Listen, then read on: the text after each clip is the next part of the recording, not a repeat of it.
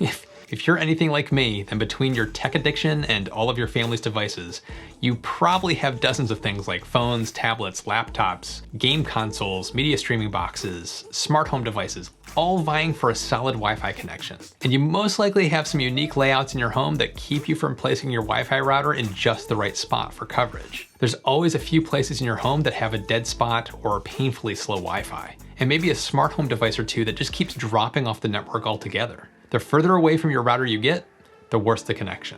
And based on some of the comments and questions I've received on previous videos, it sounds like some of you are looking for a better option. Something that can take the pain out of setting up Wi-Fi to power the growing list of technologies in our lives like smart homes, and a system that doesn't require an IT professional to maintain it. And that's where a mesh network comes in. And today I'll be talking about my experiences using a mesh network and Eero in my home.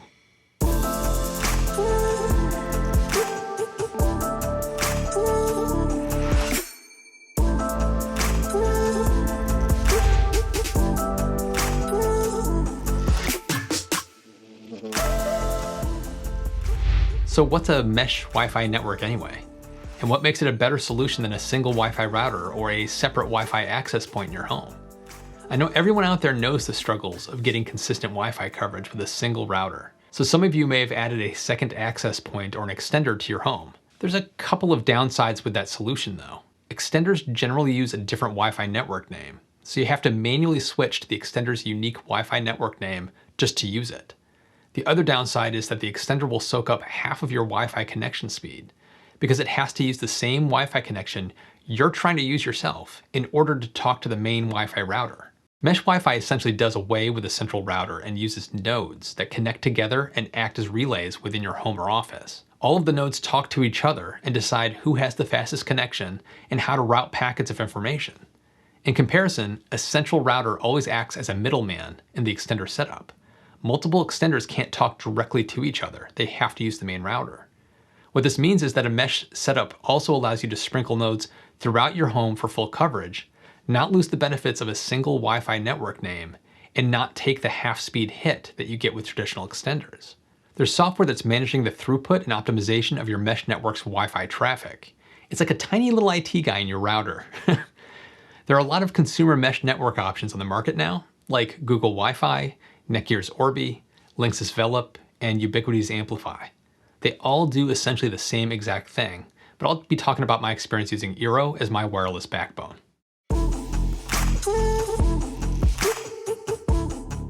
One of the first and big names in the home mesh Wi-Fi space is Eero, which has an Apple aesthetic and user experience. Now, while I'm using their first generation routers, they're currently on their second generation of devices. They also have something they call an Eero beacon, which can plug directly into an outlet and connects wirelessly to one of the square Eeros. A nice little feature to the Eero beacon is a nightlight feature, which comes in handy if you're placing these in a hallway. You can bundle multiple Eeros or Eero beacons together to create a customized setup for your home, and Eero has combo packages available at a discount. They provide some nice guidelines to help you decide what's the right fit for your home. The larger Eero has tri-band Wi-Fi radios, while the beacons have dual band that will support all of the latest devices being sold today. The only thing it doesn't support yet is the new Wi-Fi AX protocol, which is still so new that nobody is really using it yet. And if you're able to use Ethernet to wire larger Eeros together like I am, you'll be using the wired network as the communications back channel, which means you won't be using the wireless bandwidth for nodes to talk to each other at all. This can result in a slightly better performance, but in day-to-day average use, you shouldn't notice anything at all. Setting up the Eero system is brain dead simple. You just plug one unit into your modem so the Eero will act as your router, or you can connect the Eero to an existing router in bridge mode.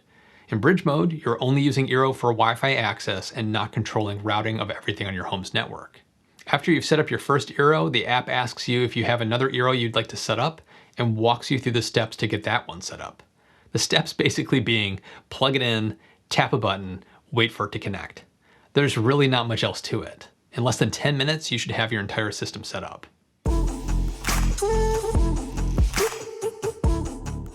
So what benefits have I seen since switching to Eero? I've used single router setups like everyone else for years. Routers from Apple, Netgear, Linksys, you name it, I've tried it. All of them had their pros and cons, but the biggest con in my house was connection reliability. My house is a ranch-style home with a finished basement, which means half my home is partially underground with very thick concrete walls.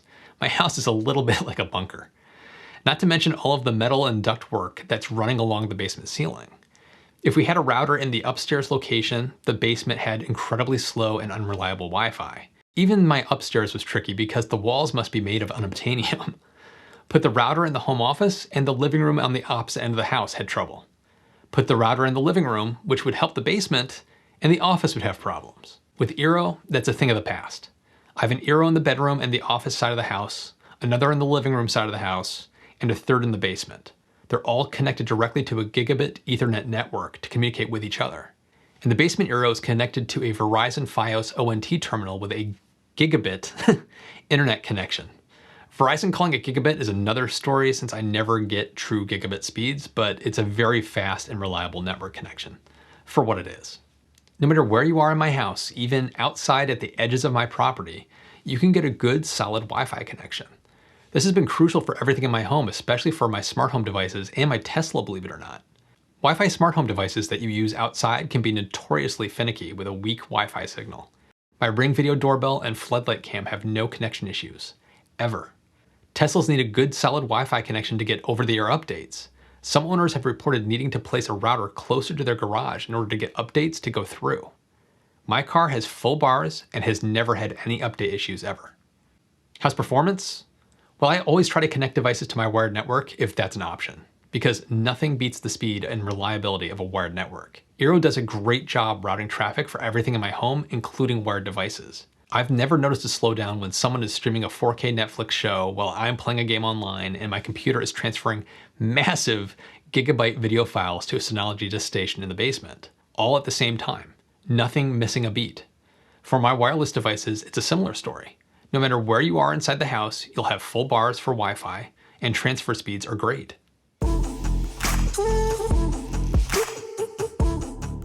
Mesh networks are much more expensive than single router setups, or even a single router with an extender. Depending on the shape and size of your home, you might be looking at $300 to $400 for Eero. Netgear Orbi ranges from $160 to $400 depending on the configuration. Google Wi-Fi will run you about $260 for a 3-pack. Another potential negative, the more nodes your signal has to bounce through, the more your speed is impacted. For instance, if you have a home with 4 nodes that are all connected with a Wi-Fi back channel, you'll have a slightly slower internet connection if you're far away and your signal is bouncing through 3 of those nodes before it hits the internet connected node. And then there's an oddball issue that's kind of specific to my experience with Apple devices and Eero. This is an edge case, but I thought it was still worth sharing. Our phones and iPads sometimes don't release themselves from one node as you move around the house. You end up with an iPhone that takes forever to load a web page, or worse, does nothing at all. Tapping the Wi-Fi on and off fixes the issue immediately, because the phone then reconnects properly to the more appropriate node. And from what I've found in my research, it's an issue with how Apple has implemented their Wi-Fi roaming protocol. There are some fixes that you can do to resolve it, but it's frustrating when it happens. There's a good blog post written by Paul Barron on the topic, and what he found out from Eero. I'll include a link in the description because I think it may apply to some Apple devices and mesh networks in general, not just Eero.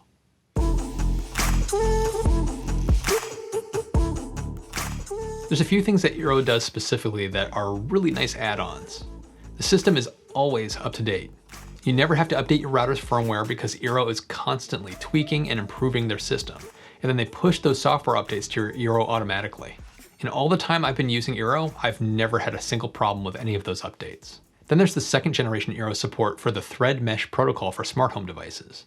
It's a still very young protocol, but devices that support Thread are securely connected directly to each other without destroying battery life. And since the devices connect directly to each other, there's no single point of failure. It's an interesting technology, but still not widely adopted yet. And then there's also Eero Plus, which is a subscription that you can add for $99 a year. It adds additional security to your home setup that's similar to a Bitdefender box. It checks sites that you visit against a massive database of known threats and keeps you from accidentally visiting one, filters out malware and spyware activity. You can filter out adult, violent, or illegal content to protect your children, and you can block ads from reaching all of your devices. That one is a little too aggressive for my taste, and I hope that Eero rolls out some customization to whitelist some websites to show ads, because I'd like to show support for the companies that I trust. I prefer not to block ads from a website like iMore. It's their primary means of revenue. At the moment though, ad blocking is either on or off for everything. You also get VPN protection through EncryptMe, 1Password for managing your passwords, and Malwarebytes antivirus software that you can install on your computers. It's a really good all-around service that packs a lot of value.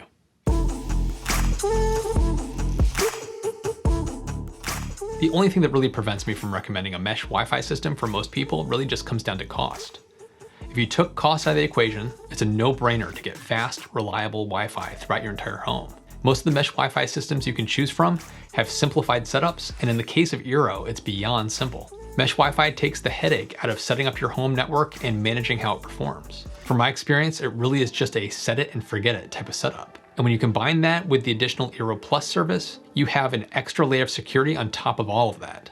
And a last piece of information that may give some pause. In February of this year, Amazon bought Eero. If Amazon lets Eero be Eero, I don't think there's anything to worry about much there. But depending on how you feel about Amazon and their track record with things like Ring and privacy, that may color your opinion. If you like this video, be sure to give it a thumbs up and share it with friends because it really helps the channel. And comment below if you're using a mesh network system and what you think of it. If you'd like to support the channel, there are some ways that you can do so. Want some cool t-shirts like the one I'm wearing? Check out my SFSF shop for some cool Tesla, SpaceX, Science, and Undecided t-shirts. Every purchase helps to support the channel. And a big thank you to all of my Patreon supporters. You guys really rock. Your support and encouragement goes a really long way. You can also become an Undecided supporter on Patreon to help grow and shape the channel. If you're interested, please go check out my Patreon page for additional details, and I hope to see some of you over there. And if you haven't already, consider subscribing and hitting the notification bell to get alerts when I post new videos. And as always, thanks so much for watching, and I'll see you in the next one.